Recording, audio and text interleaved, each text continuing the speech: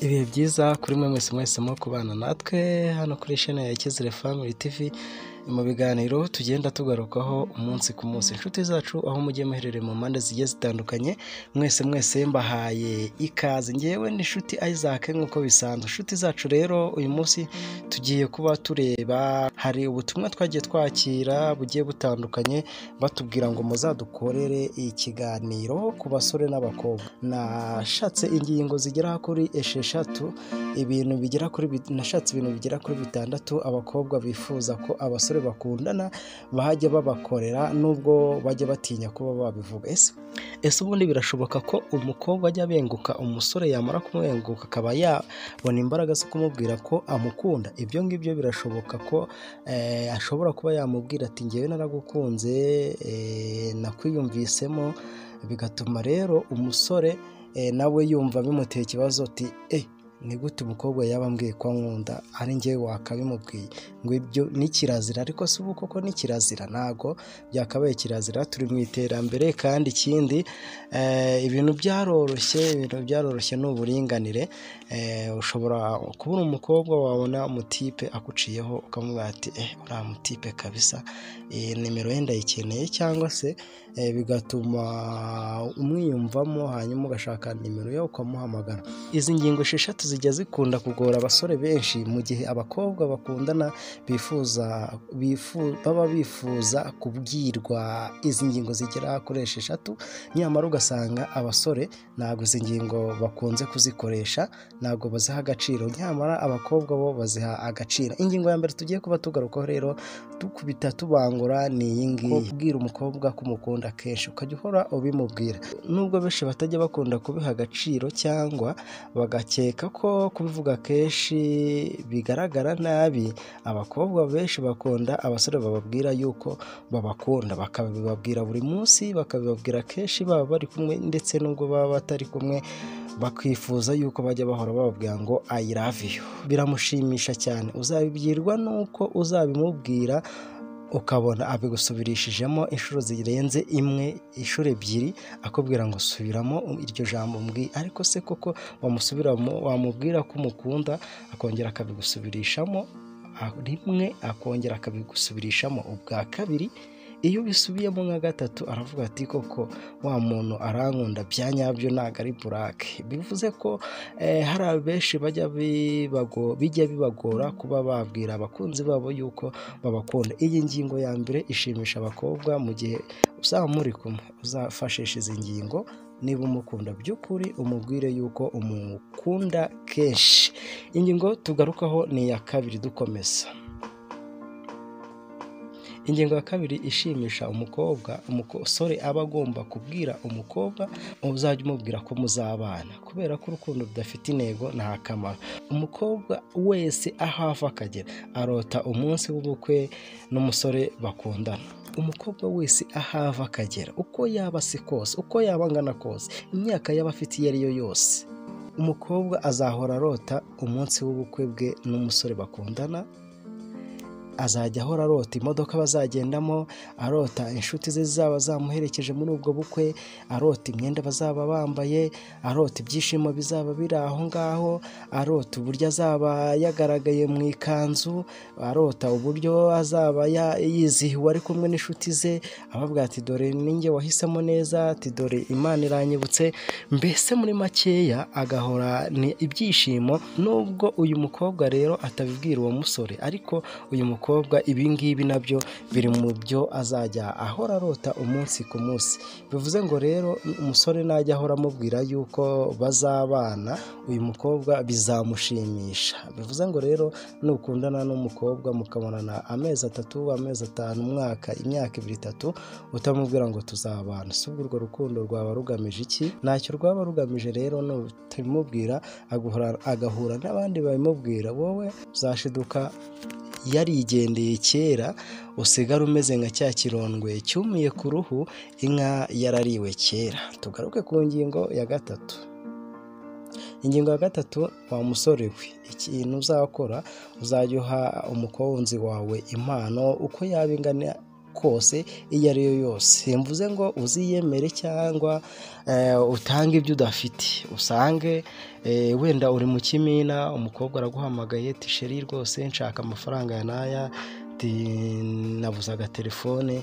Wenda wowe uri umusore ufite telefone y'ibihumbi 40 zino za Airtel zaje, hanyuma umukobwa arakubwiye ngo nta telefone afite, ujyeho uvuge ati ngiye kuguza mu kimina amafaranga, ngiye kuguza inshuti zanjye umugore telefone y'ibihumbi 150. Usigare usange umaze amezi 6 uri kwishyura rya deni rya ya telefone kugira ngo ugaragare neza mu maso y'uwo mukobwa. Oya, ntabwo ibyo ngibyo byaba ari byo. Uwo nguwo najya akubwira gutyo rero ngo ashaka icyo akeneye iki, uzajya umubwiza ukuri, umubwire ati njyewe imbaraga zanjye uko zihagaze ni uku nguku, ntabwo ndi kukwiyemeraho, gusa icyo nzi cyo ndi guteganya ubushobozi tuzakoresha mu minsi iri imbere, kubera ko ndi guteganya yuko tuzabana. Uyu mukobwa azakumva, ariko mu gihe uyu mukobwa azaba adafite gahunda yo kubana nawe azagukura ibyinyo da, niko benshi bajya bavuga ngo bakurana ibyinyo. Usange rero ari kukurya ibyawe mutazanabana. Uyu nguyu rero numubona utyo, uyu nguyu uhora kwaka uzamwihorere, cyangwa se umuhe impano kubera ko uzifite umwiyemereho. Dukomeze ku cya kane. Icya kane, umukobwa rero azifuza ko wamusohokana ariko ntabikubwire. Nubwo ubukungu bwaba buhagaze nabi mu mifuka, uzajya uvuga ati uko biri kose musohokane, wamugurira umukati, wamugurira keke, wamugurira utuntu tworoheje. Abakobwa ntago bagorana, uzajya umushakira utuntu dukeya tworoheje tutaguhombya, ariko abone yuko umuzirikana, abone yuko nubwo waba ufite ubushobozi ushobora kuba wamusohokana n'ahandi kure bikemera. Bityo rero nujya ubikora burya biba byamurenze akabura uko abikubwira, hanyuma rero nawe akaguha icyizere, bigatuma akuzirikana yuko nk'umukunzi mugomba kuzabana, kandi uzajya uhora umwitaho mu rukundo rwawe nawe. Dukomeze ku cya gatanu. Icya gatanu rero, wa musore uzashishikarize kwereka umukobwa mukundana ababyeyi bawe, kubera ko nimukundana ukwezi, amezi 2, 3, umwaka utaramwereka iwabo, azavuga ati uyu musore ashobora kuba ari ikirara, uyu musore ashobora kuba nta gahunda afite, uyu musore ashobora kuba ari kundya umutima.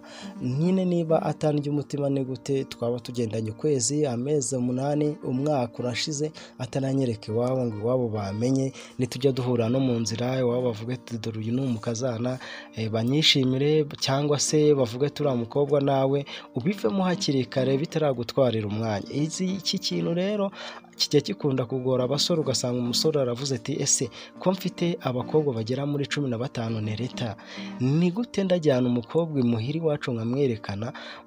Kumwerekana ugasanga situbanye, ejo nzanye undi, ejo bundi nzanye undi. Ese ba bandi 15 bose tugendana nzabereka iwacu nibazamfata nk'umurwayi wo mu mutwe? Ntamishe kamwe. Bigatuma rero wa musore yanga kwirirwa akujyana kwerekana iwabo, kubera yuko ntago azi uwo azagira umugore, ntazi uwo azashaka, bitewe nuko afite benshi cyane, ntago yari yamenya amahitamo agomba gukoresha. Icya gatandatu tugiye gukomerezaho, ari nacyo tugiye gusorezaho. Basore n'abakobwa mujye mwumva impanuro, kuko ibi nabyo biba bikenewe mu buzima bwanyu bwa buri munsi. Ikindi cya gatandatu, abakobwa bifuza yuko umusore bakundana yajya ahora bajyana mu birori. Iki kintu rero cya gatandatu, umusore niba agendana n'umukobwa akajya mu birori, mu bukwe, mu mihuro hirya no hino, bigatuma rero wa musore bigatuma wa musore yifuza ngo sinzajyana n'umukobwa wanjye mu birori. Kandi uzajya uhora ubwira wa mukobwa ngo nimuvugana umubwire ngo wagiye mu birori runaka, wagiye mu muhuri runaka, wagiye hehe, mwimurikagurisha, muri Expo. Bigatuma rero wa mukobwa atekereza ati ese uyu musore uhora mu birori buri munsi atanambwira byibuze ngo ngwino tujyane, ese ni iyihe mpamvu yabituma uyu musore atambwira ngo tujyane mu birori? Wa mukobwa icyambere azahita yimagina ngo uyu musore impamvu atanjyana aba agiye kurebuzwa abandi bakobwa, ati kuko tujyanye ntabwo yabona uburyo abonana n'abandi bakobwa, wa mukobwa gutekerereza ibintu byinshi nyamara nkawe musore ibyo ngibyo ntabwo bikuri mu ntekerezo zawe, wenda uramuzirikana ariko iryo kosa uhora ukora kubera ko uhora mu birori ntabwo ujya umujyana, bizatuma gukekera ibindi bintu. Bivuze ngo rero nawe wa musore we, nawe ari wowe ushobora kuba wabimutekerezaho. Bivuze ngo rero niba ugiye mu birori runaka, mfite ibirori runaka, uzaze tugire ute tujyane, ngusohokane, twishimane, nkwereke inshuti zanjye, nkwereke aho tuzaba tugiye mu kirori n'abandi bakubone. Bivuze ngo rero nujya umujyana ibintu bizaba ari sawa.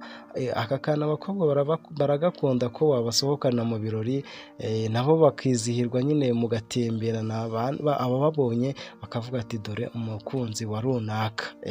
Ibyo ngibyo biba ari byiza, kubera ko iyo wagiye mu birori watumiwemo ugatambuka uri umusore wenyine, abandi bakobwa bahita bagutera imboni bakavuga ati uriya mutipe ari singo, uko byagenda kose akeneye undi muntu wamuba hafi, kandi nyamara wowe uramufite, ahubwo nuko wamusize. Ni iyihe mpamvu utamujyana? Mujyane agaragare aho nawe wagaragaye, hanyuma urukundo rwanyu rukomeze kubaryohera. Niba mbeshya, kandi n'abandi muduhe ibitekerezo byanyu, mutubwire ibindi biganiro tuzajya tugenda tugarukaho umunsi ku munsi. Inshuti zacu rero mukomeze kugubwa neza cyane.